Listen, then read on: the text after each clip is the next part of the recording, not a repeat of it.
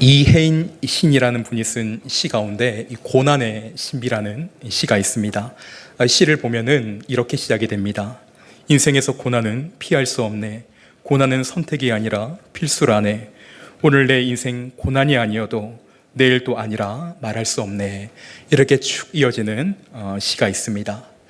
여러분, 우리는 이 땅을 살아가면서 모든 사람들이 바로 이 고난이라고 하는 문제를 만나게 됩니다. 그리고 이 고난이라고 하는 문제를 만나게 될 때 가지게 되는 감정이 있다면 바로 이 두려움이라는 이런 감정을 모든 사람들은 가지게 됩니다.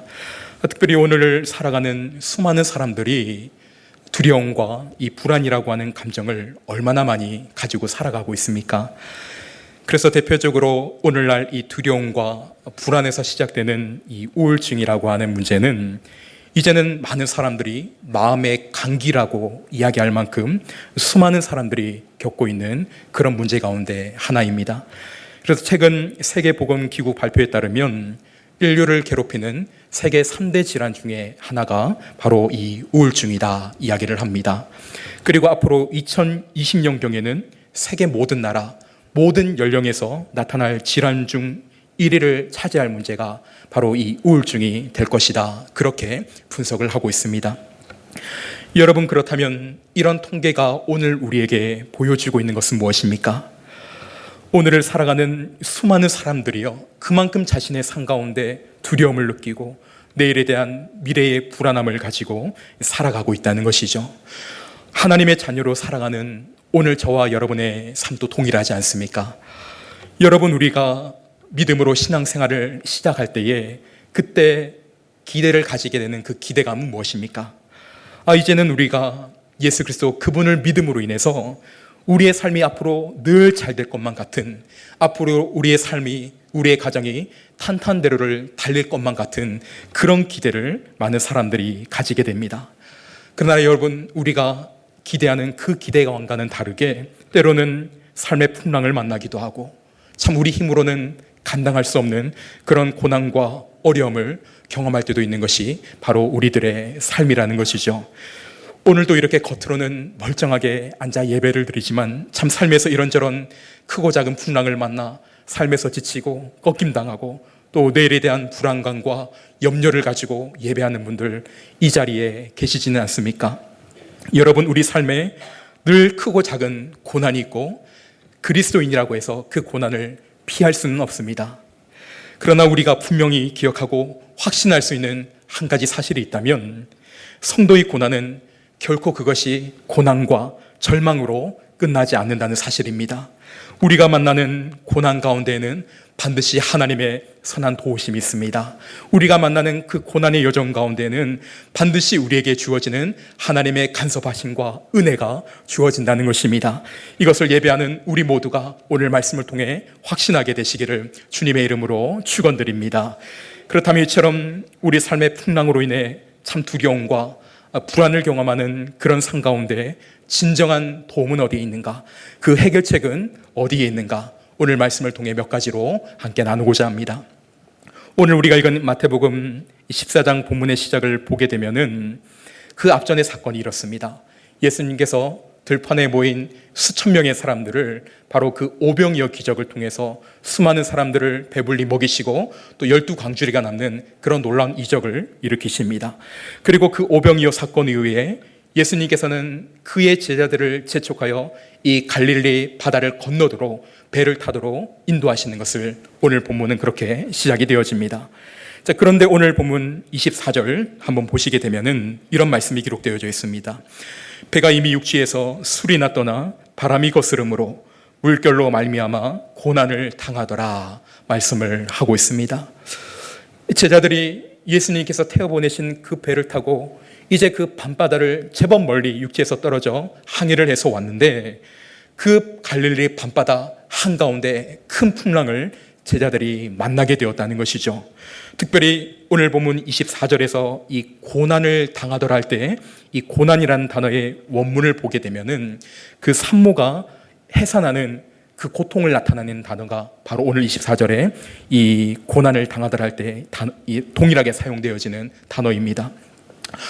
여러분, 이 자리에 앉아 계신 우리 여성분들 가운데 이 아기를 낳아 보신 분들은 알겠지만 해산의 고통이라는 것이 참 얼마나 끔찍하고 힘든 그런 고통입니까?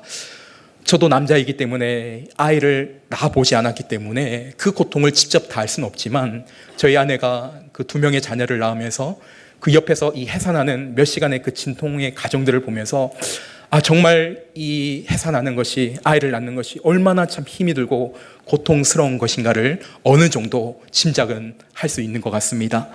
바로 오늘 본문에서 제자들은 그 밤바다에서 풍랑을 만나 죽을 고생을 하고 극심한 고통을 당해야 했던 것이죠.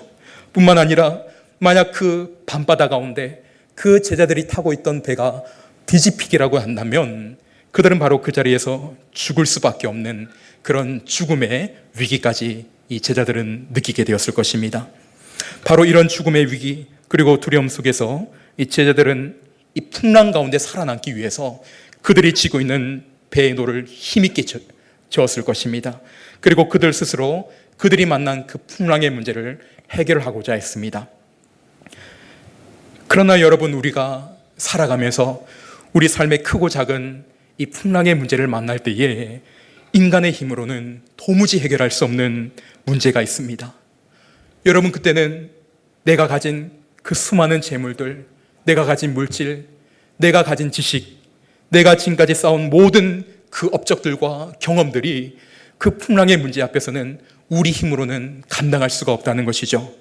오늘 본문에서 풍랑을 만난 제자들 가운데에도 그 갈릴리 바다 가운데 어부로 살아왔던, 그래서 누구보다도 그 갈릴리 바다의 사정을 잘 알았고 이런 풍랑이 찾아올 때에 이 배를 어떻게 다뤄 나가야 되는가, 이것을 잘 알았던 사람들이 바로 이 갈릴리 바다의 전문가들이 오늘 풍랑을 만난 제자들 가운데 함께하고 있었습니다. 그러나 풍랑이는 문제가 찾아왔을 때에 그들이 가지고 있었던 그 지식들과 그들이 지금까지 경험했던 그 모든 경험들이 다 소용이 없었다는 것이죠. 그들이 힘겹게 노를 젓고 그들이 살기 위해 몸부림치는 그 모든 노력들이 다 헛된 노력들이었다는 것입니다. 여러분, 오늘 우리의 삶도 동일하지 않습니까? 우리 삶 가운데 오늘 제자들이 만난 듯한 그 풍랑과 고난의 문제가 찾아올 때에 그것을 아무리 내 힘으로 벗어나고자 할지라도, 내 힘으로 몸부림쳐서 그것을 해결하고자 할지라도 때로는 우리가 풍랑 가운데 그 문제를 우리 힘으로 해결할 수가 없을 때가 참 많이 있죠. 즉, 고난의 문제 가운데 주님 없이 안정을 이루려고 하는 그 모든 시도는 헛될 수밖에 없다는 것입니다. 주님 없이 우리 삶에 이르려고 하는 그 모든 시도와 그 모든 노력들은 오히려 우리를 더욱 두려움에 빠지도록 인도한다는 것이죠. 그래서 시편 127편 1절을 보시면 이렇게 말씀하고 있습니다. 여호와께서 집을 세우지 아니하시면 세우는 자의 수고가 헛되고 여호와께서 성을 지키지 아니하시면 파수꾼의 깨어있음이 헛되도다 말씀하고 있는 것을 우리는 보게 됩니다. 주님 없이 이루려고 하는 우리 모든 삶의 노력과 우리 모든 삶의 애씀과 그 모든 시도가 다 헛될 수밖에 없다는 것이죠. 즉, 연약한 우리 삶 가운데 주님이 오늘 우리 삶에 임재해 주셔야지, 주님이 우리 삶을 붙들어 주시고 주님이 우리를 도와주셔야지만이 우리는 그 풍랑의 문제를 이길 수 있다는 것입니다. 주님이 우리 삶에 찾아오셔야지만이 이 고난의 문제를 연약한 우리는 헤쳐나갈 수 있다는 것이죠. 바로 이처럼 이 풍랑으로 인해 이 제자들이 고난 가운데 있을 때에 오늘 본문 25절을 보시면은 이런 내용이 기록이 되어져 있습니다. 25절입니다. 밤 사경에 예수께서 바다 위로 걸어서 제자들에게 오시니. 여러분, 이 25절에서 말하고 있는 밤 사경이라고 하는 것은 오늘날 우리 시각으로 새벽 3시에서 6시 사이를 가리키는 그 시간이 바로 밤 사경입니다. 그리고 또 한 가지 의미로 이 밤 사경이라는 것은 우리 인생 가운데 가장 절망스러운 그 순간, 바로 더 이상 자기의 힘으로는 그 어떤 시도도 해볼 수 없는 바로 무기력함에 빠진 그 상태가 바로 우리가 만나는 밤 사경의 시간이라는 것이죠. 그런데 이처럼 이 제자들이 이 풍랑으로 인해 그 밤 사경을 만났을 때에 누가 찾아오셨습니까? 바로 예수님께서 그 풍랑이 치는 바다를 뚫고 고난 가운데 있는 그 제자들에게 찾아오셨다는 것입니다. 이러한 본문을 통해 우리가 먼저 깨닫게 되는 중요한 사실이 있습니다. 여러분, 우리가 만나는 밤사경이 있지만 그런 밤사경 때에 그때 우리를 찾아오시는 분이 계시다는 사실입니다. 바로 예수 그리스도, 그분께서 우리가 만나는 밤사경, 내 힘으로는 도무지 감당할 수 없고 내 힘으로는 해결할 수 없는 그 고난의 때에 주님은 주님의 백성들을 기억하시고 반드시 그 밤사경의 때에 찾아오시는 주님이시라는 사실입니다. 여러분, 사실 이 제자들의 관점에서 그들이 풍랑을 만났을 때, 그리고 풍랑에는 그 바다 한가운데서 그들이 그 밤사경을 경험했을 때에 그들은 아마도 생각했을 것입니다. 아, 예수님께서 우리를 버리셨구나. 주님께서 우리를 돌아보시지 않는구나. 주님께서 우리가 만나는 문제에 대해서 관심이 없으시구나. 주님이 우리를 떠나셨구나. 주님은 우리를 버리셨구나. 제자들은 어쩌면 그 밤사경 가운데 그런 생각을 가졌을지도 모릅니다. 그러나 여러분, 주님은 결코 그 제자들을 버리지 않으셨습니다. 그리고 주님께서는 그들이 만나는 문제에 대해서 관심이 없는 것도 아니었습니다. 그래서 동일한 사건을 기록하고 있는 이 마가복음 6장 48절에서는 이렇게 말씀을 하고 있습니다. 바람이 거스름으로 제자들이 힘겹게 놓아졌는 것을 보셨다. 주님은 말씀을 하고 있습니다. 지금 예수님께서는 비록 제자들이 당하고 있는 그 풍랑의 현장 가운데 함께 하시지는 않았지만, 그러나 성경은 분명하게 말씀하죠. 예수님께서는 제자들이 그 힘겹게 놓아졌는 것을, 풍랑을 만나 고난을 당하는 것을 보고 계셨다 이야기를 하고 있습니다. 주님은 그 고난의 문제를 알고 계셨습니다. 여러분, 오늘 우리의 삶도 동일하죠. 주님은 오늘 저와 여러분이 가진 그 모든 삶의 문제를 이미 다 알고 계시는 분이십니다. 우리가 가진 삶의 아픔과 우리의 상처와 우리의 약함과 우리 삶에 만난 그 모든 풍랑의 문제를 주님은 이미 다 알고 계시고, 알고 계실 뿐만 아니라 또한 우리를 향한 놀라운 계획을 가지고 계신 분이 바로 우리가 믿는 살아계신 예수 그리스도, 그분이라는 사실입니다.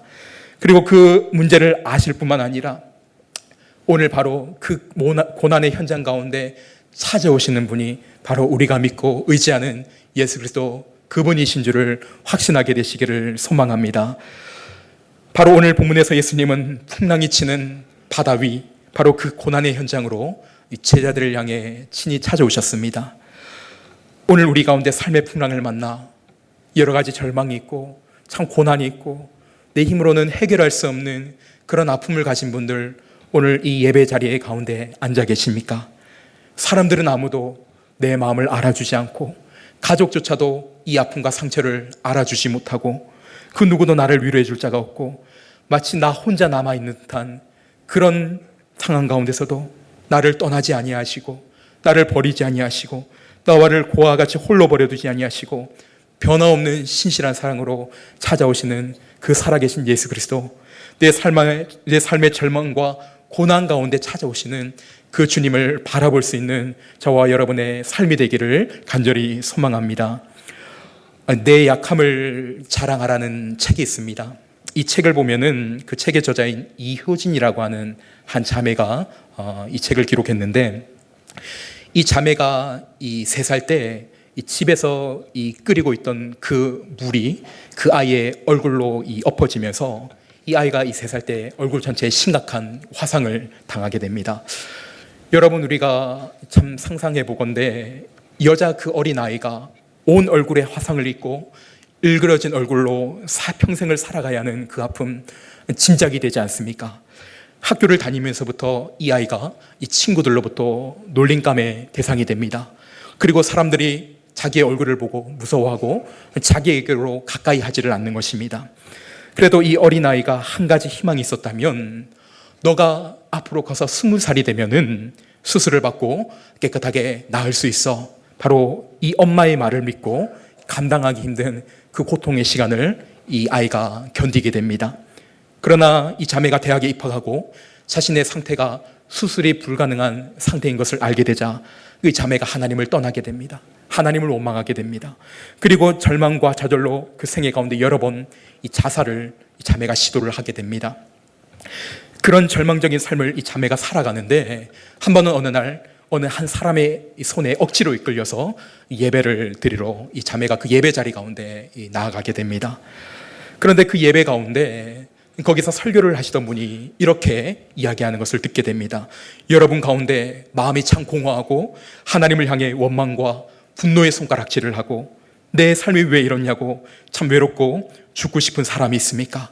이 시간에 성령님을 초대하십시오. 이 시간에 성령님을 기대하십시오. 이 말을 들을 때 이 자매가 믿지를 않습니다. 내 얼굴을 이렇게 만들어놨는데 내가 무슨 성령을 믿어? 내 인생을 이렇게 망쳐놨는데 내가 무슨 성령을 믿어? 이 자매가 이 마음속에 붕괴를 가지고 그 말에 대해서 동의를 하지 않습니다. 그런데 자꾸만 이 자매 마음속에 한 가지 생각이 떠오릅니다. 그래도 해봐. 너 그래도 한번 해봐. 자꾸만 이런 마음이, 이런 생각이 자신의 이 깊은 곳에서 울려 퍼지기 시작합니다.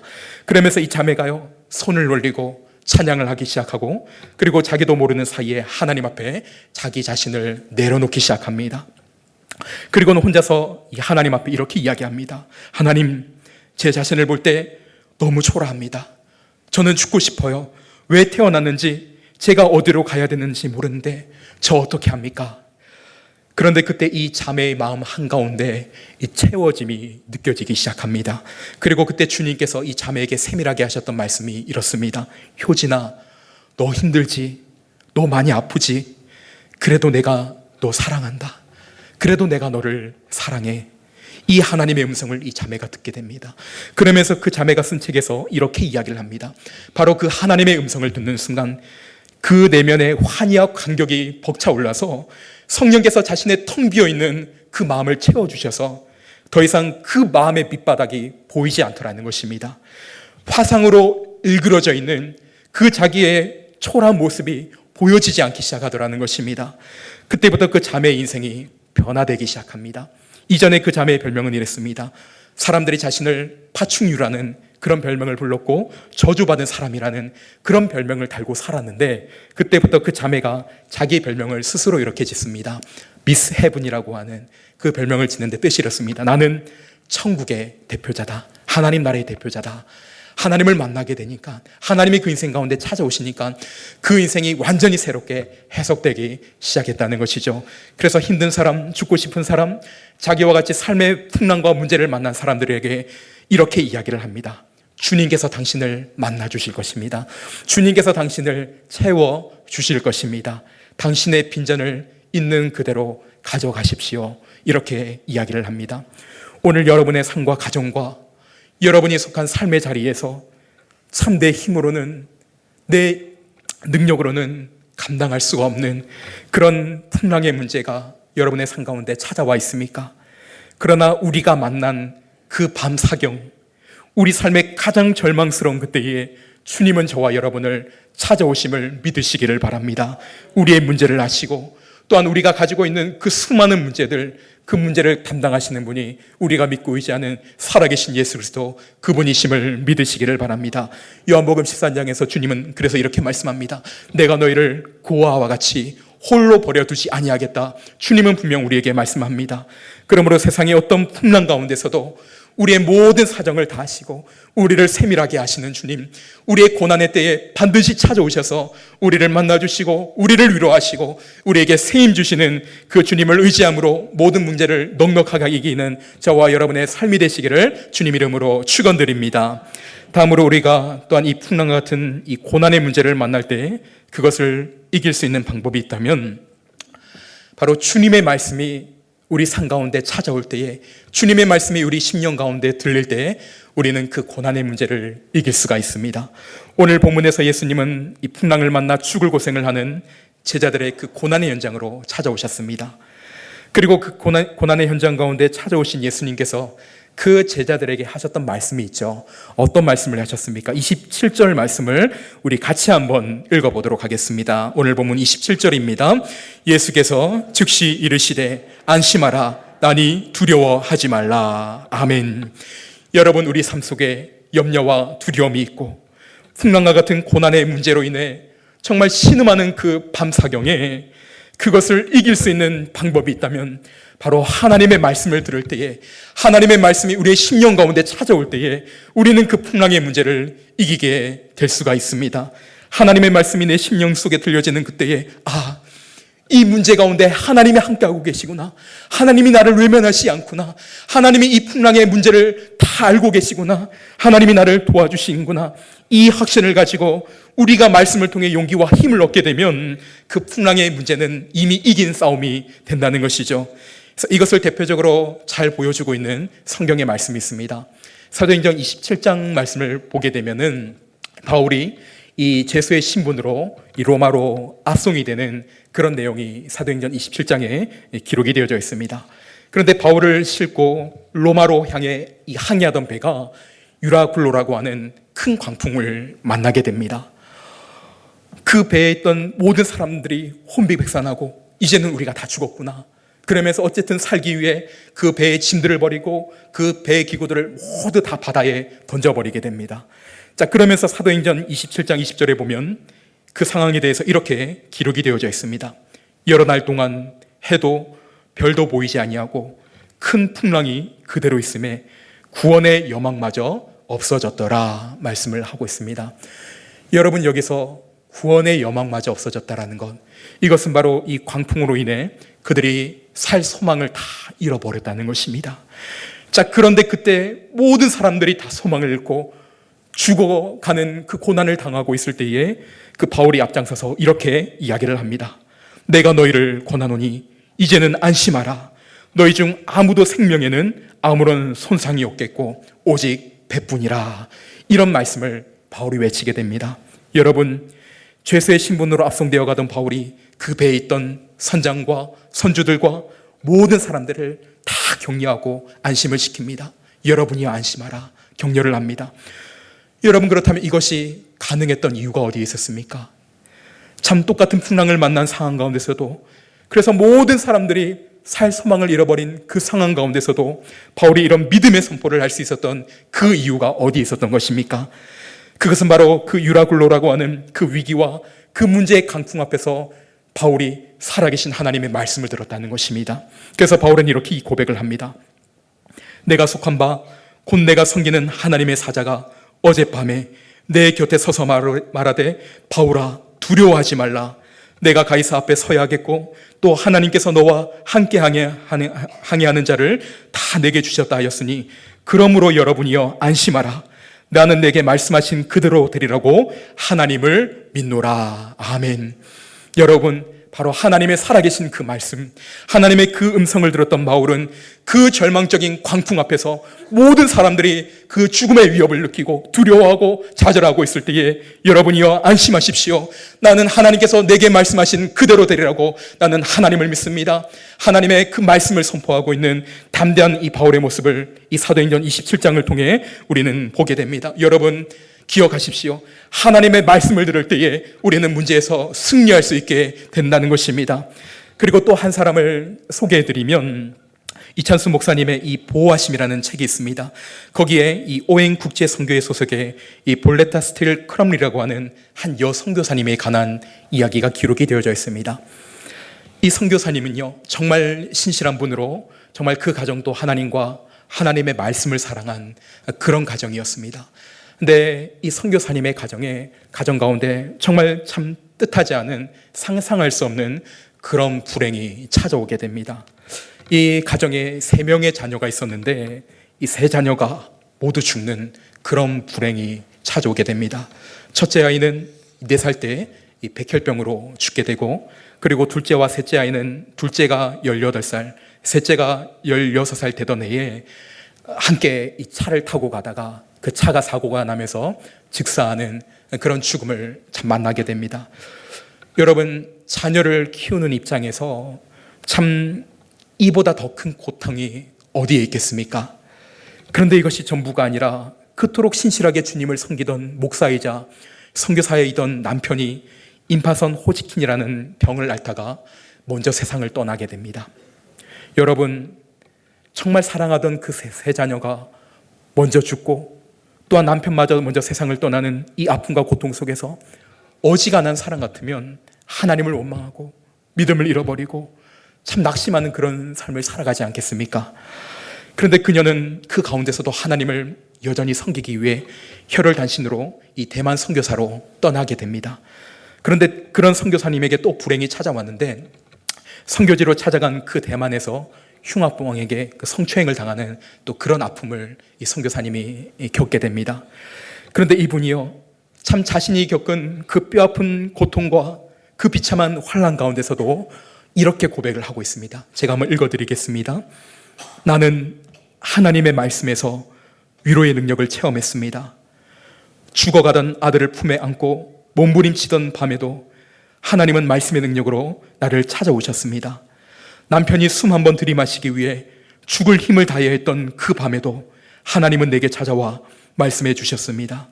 그리고 놀랍게도 그분의 말씀이 나의 비통함을 치유해 주시는 것을 볼 수 있었습니다. 환난을 당하고 나니 평소 건강할 때 상투적으로 들리던 성경 말씀 하나하나가 결코 거짓이 아니고 그 말씀이 진리임을 알게 되었습니다. 그 말씀은 흑암을 비추는 빛이었습니다. 마른 이슬을 적시는 생수였습니다. 연약한 저의 손에 들려주시는 하나님의 지팡이였습니다. 하나님은 환난당한 저에게 말씀으로 응답하셨습니다. 남편과 자녀를 데려가시고 다시 돌려주시지 않으셨지만 하나님은 말씀을 통해 놀라운 은혜를 깨닫게 해주셨습니다. 이 선교사님이 이런 고백을 드렸습니다. 3명의 자녀가 다 죽음을 당하고 마지막 의지할 수 있었던 그 남편마저도 먼저 죽음을 당하는 참 그 말로 다 할 수 없는 고난의 현장 가운데 주님은 그 선교사님에게 말씀의 능력으로 찾아오셨습니다. 말씀으로 그 선교사님을 위로하셨습니다. 그리고 그 말씀으로 일어설 수 있는 힘을 주셨다는 것입니다. 사랑하는 성도 여러분, 오늘 우리 삶에 풍랑과 같은 고난의 문제가 찾아오고 이로 인해 근심이 찾아오고 두려움이 찾아올 때에 그것을 이길 수 있는 방법은 하나님의 말씀하심, 상처받은 나의 마음, 고난받은 나의 마음에 주님의 말씀으로 우리의 심령을 적셔주실 때에 그 문제를 이길 수 있음을 오늘 예배를 통해 확신하게 되시기를 소망합니다. 여러분, 오늘 우리는 말씀이 넘쳐나는 말씀의 홍수 시대 속에 살아가고 있다. 사람들은 그렇게 이야기를 합니다. 우리가 일상생활 속에서 늘 접하는 스마트폰, 라디오, 텔레비전, 인터넷 이런 매체들을 통해 우린 너무나도 쉽게 말씀을 접할 수가 있습니다. 주일날 예배 자리뿐만 아니라 우리가 삶에 적하는 모든 자리에서 말씀을 쉽게 읽을 수가 있고 말씀을 들을 수가 있죠. 그러나 여러분, 아이러니하게도 참 우리는 이런 말씀의 홍수 시대 속에 살아가고 있지만 그래서 말씀은 넘쳐나는데 그러나 많은 사람들이 점점 하나님의 말씀을 한중안의 삶 가운데 가까이 하지 않는 말씀의 빈곤 속에 오늘 우리가 살아가고 있지는 않습니까? 여러분, 이처럼 말씀이 없으면 늘 우리 삶이 불안할 수밖에 없습니다. 미래가 두려울 수밖에 없습니다. 크고 작은 풍랑을 만나는 것이 우리의 삶인데 그런데 우리의 삶에 하나님의 말씀이 우리 심령 속에 들리지 않는다면 우리가 어떻게 그 문제를 이길 수가 있겠습니까? 어떻게 그 풍랑의 문제를 우리가 우리 힘으로 헤쳐나갈 수가 있겠습니까? 우리가 어떻게 말씀이 없이 하나님의 참 평안을 누리며 살아갈 수 있겠습니까? 그러나 하나님의 말씀이 내 심령 가운데 찾아올 때에 하나님의 그 살아계신 말씀이 우리 한 주간의 삶 가운데 우리의 심령 가운데 적셔줄 때에 안심하라, 나니 두려워하지 말라, 이런 하나님의 음성을 듣게 될 때에 그때 우리는 삶의 풍랑을 이기는 그런 믿음의 생애를 살아갈 수 있게 되는 것이죠. 여러분, 한 주간 삶을 시작하시면서 하나님의 말씀을 듣기를 사모하시기를 바랍니다. 하나님의 말씀을 가까이 하시기를 사모하시기를 바랍니다. 여러분, 그 말씀 안에 우리 삶의 참된 승리와 능력이 있음을 믿으시기를 바랍니다. 그 말씀이 우리 삶의 진정한 위로가 됨을 믿으시기를 바랍니다. 그 말씀이 저와 여러분의 삶을 풍랑 가운데서도 소망을 잃지 않게 하는 참 능력과 힘이 됨을 믿으시는 저와 여러분의 삶이 되시기를 주님의 이름으로 축원드립니다. 다음은 우리가 이 풍랑 같은 또 고난의 문제를 만날 때 그것을 이길 수 있는 방법이 있다면 우리는 풍랑 가운데 바로 살아계신 주님을 바라보아야 한다는 것입니다. 오늘 본문에서 풍랑 있는 바다를 위를 걸어오신 이 예수님을 봤던 베드로가 예수님을 향해 이렇게 이야기를 합니다. 28절과 29절 말씀입니다. 베드로가 대답하여 이르되 주여, 만일 주님이시거든 나를 명하사 물 위로 오라 하소서 하니 오라 하시니 베드로가 배에서 내려 물 위로 걸어서 예수께로 가되. 여러분, 베드로는 예수님께서 찾아오셨을 때에 예수님께 물었습니다. 예수님, 제가 물 위로 가도 되겠습니까? 그리고 오라 하시는 예수님의 말씀을 듣고 이 베드로는 물 위를 걷는 놀라운 역사를 경험을 하게 됩니다. 그런데 그렇게 물 위를 걷던 베드로가 갑자기 물에 빠져드는 그런 이 순간이 찾아옵니다. 여러분, 언제 베드로가 물에 빠지게 됩니까? 무엇을 볼 때 베드로가 그 문제 가운데 빠지게 됩니까? 오늘 보면 30절을 보면 이렇게 이야기를 하고 있죠. 바람을 보고 무서워 빠져가는지라 이야기를 하고 있습니다. 여러분, 베드로가 그 자신의 풍랑 가운데 찾아오셨던 주님을 보는 순간에는 그 풍랑치는 바다가 그 베드로의 길이 되었습니다. 그러나 그런 베드로가 물 위를 걷다가 바로 바람을 바라볼 때에, 그 파도를 바라볼 때에 결국 그는 두려워하고 그 문제 가운데 빠져드는 이런 일이 일어나기 시작했다는 것이죠. 여러분, 오늘 우리의 삶도 동일합니다. 한 주간 살아가는 삶 가운데 여러분의 삶의 시선이 예수 그리스도 참 우리의 구원자가 되시고 참 우리의 위로자가 되시며 참 우리의 소망 되시는 그 주님을 향해 우리의 시선이 고정되어 있다면 그때 우리 영혼은 안전할 수가 있습니다. 그때 우리는 풍랑을 이기는 삶을 살아가게 된다는 것이죠. 자, 그러나 주님이 아닌 자꾸만 우리가 처한 그 삶의 환경과 상황과 우리 삶에 찾아오는 그 풍랑과 바람을 우리가 바라보게 되면 그때 우리는 두려움을 느끼게 됩니다. 그리고 우리는 그때 문제 속으로 빠져들어갈 수밖에 없다는 것이죠. 여러분, 우리가 매주 예배를 드리고 우리가 기도를 하지만 왜 여전히 우리 삶에는 낙심이 찾아오고 한 주간 살아가는 그 삶의 현장 가운데 두려움이 찾아오게 됩니까?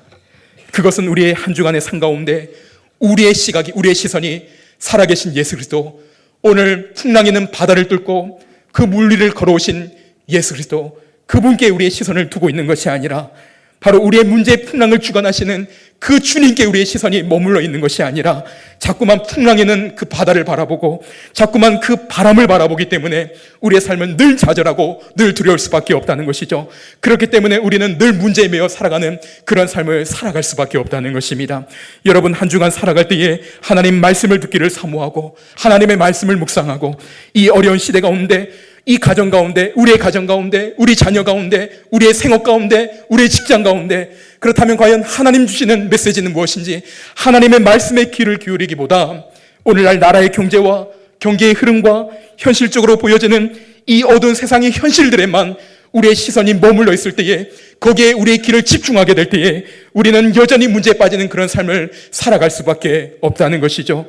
여러분, 오늘 본문을 가만히 보면은 예수님께서 이 풍랑 있는 바다 위를 걸어오셔서 안심하라, 나니 두려워 말라, 이렇게 말씀하시던 그 순간에도, 그리고 베드로에게 명하사 물 위를 걸어오라 말씀하시던 그 순간에도, 그리고 베드로가 바다로 빠져드는 그 순간에도 여전히 풍랑은 멈추지 않고 풍랑은 여전히 치고 있었습니다.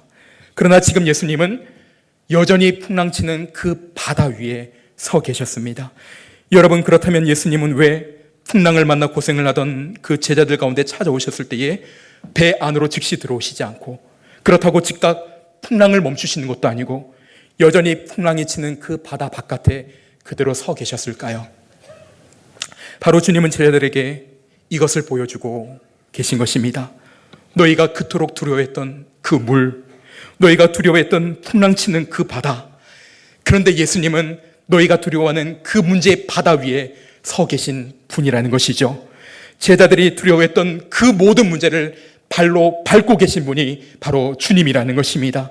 그 문제 아래에 계신 분이 아니라 그 문제 위에 계신 분이 바로 그들을 제자들 가운데 찾아오셨던 주님이라는 사실을 보여주고 있는 것입니다.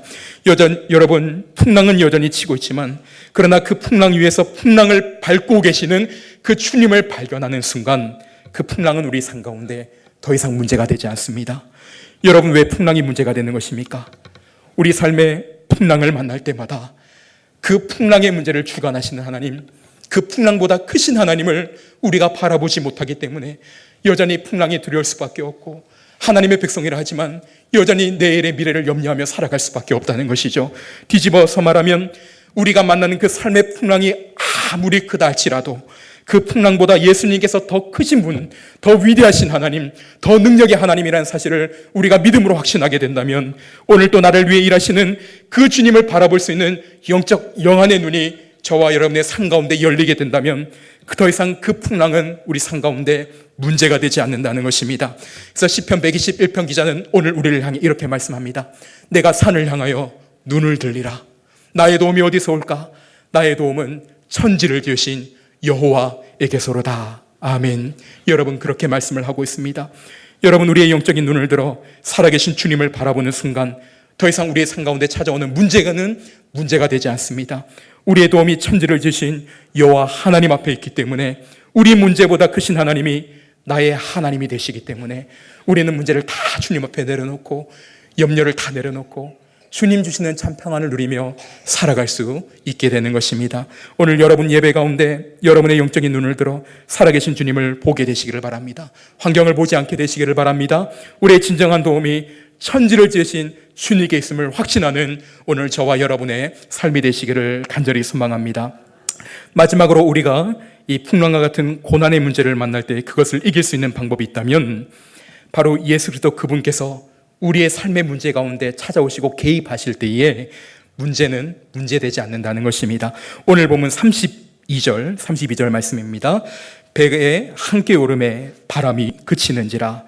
여러분, 예수님께서 이 제자들이 타고 있던 그 배에 오르실 때에 그 풍랑이 잠잠해지는 그런 은혜의 역사가 일어나게 됩니다.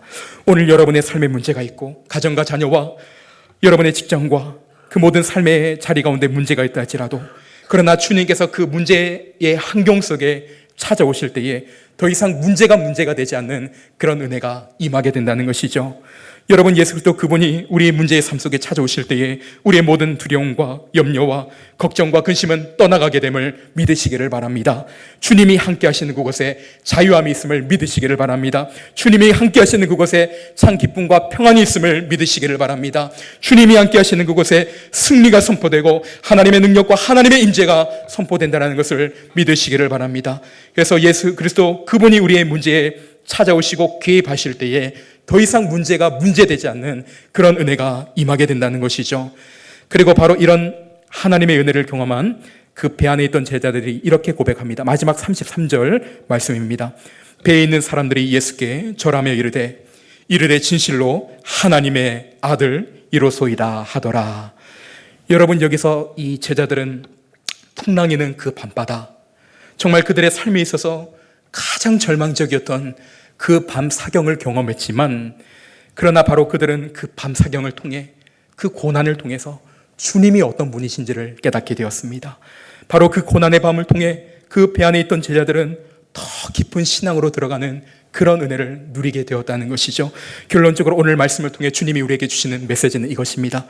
여러분, 내가 예수님을 섬기면서 따라가는데 왜 내 삶 가운데 자꾸 이런 풍랑이 있는가? 내가 신앙생활을 하면서도 왜 이런 밤 사경을 자꾸만 경험을 하는가? 그것은 저와 여러분으로 하여금 이전에 경험할 수 없었던 크고 놀라우신 하나님을 경험하게, 하나님을 만나게 하는 방법이 바로 우리 믿는 자들의 삶에 찾아오는 풍랑의 고난의 문제라는 것입니다. 그래서 베드로전서 4장 12절은 우리에게 이렇게 말씀합니다. 사랑하는 자들아, 너희를 연단하려고 오는 불시험을 이상한 일을 당하는 것 같이 이상히 여기지 말라 말씀을 하고 있습니다. 여러분, 하나님의 사람이 만나는 고난은 하나님의 더 큰 기적을 보게 하는 통로가 되는 것입니다. 하나님이 어떤 분이신지 내가 이전에 경험하지 못한 하나님의 능력과 하나님의 위대하심을 경험하는 통로가 우리가 만나는 고난의 문제가 될 수 있다는 것이죠. 이전에는 내가 볼 수 없었던 주님, 풍랑이 없었을 때는 그저 평범한 주님을 만나고 그저 평범한 주님을 알고 신앙생활을 해왔는데, 그러나 풍랑이라는 고난의 문제를 통해 나의 삶 가운데 물 위를 걸어오시는 예수 그리스도, 그리고 내 삶 가운데 찾아오시되 그 모든 삶의 풍랑의 문제를 잠잠케 하시는 삶의 주관자 되시며 능력의 그리스도를 만나게 하는 것이 바로 오늘 우리가 만나는 삶의 풍랑의 문제라는 것입니다. 여러분, 그러므로 여러분의 한 주간 삶 가운데 풍랑을 만났을 때에 두려워하지 마십시오. 염려하지 마십시오. 오히려 우리가 만나는 풍랑을 통해 주님께서 우리 가정 가운데 우리 삶에 행하실 하나님의 놀라운 역사를 기대하십시오. 우리가 당하는 고난의 때는 바로 주님의 일하심의 때라는 것을 기억하시기를 바랍니다. 그래서 우리 삶에 찾아오는 풍랑의 문제가 오히려 우리 삶의 기회이자 축복일 수 있음을 믿고 한 주간 살아갈 때에 그 주님을 의지하는 믿음 가지고 승리하며 살아가는 저와 여러분의 삶이 되시기를 주님 이름으로 축원드립니다.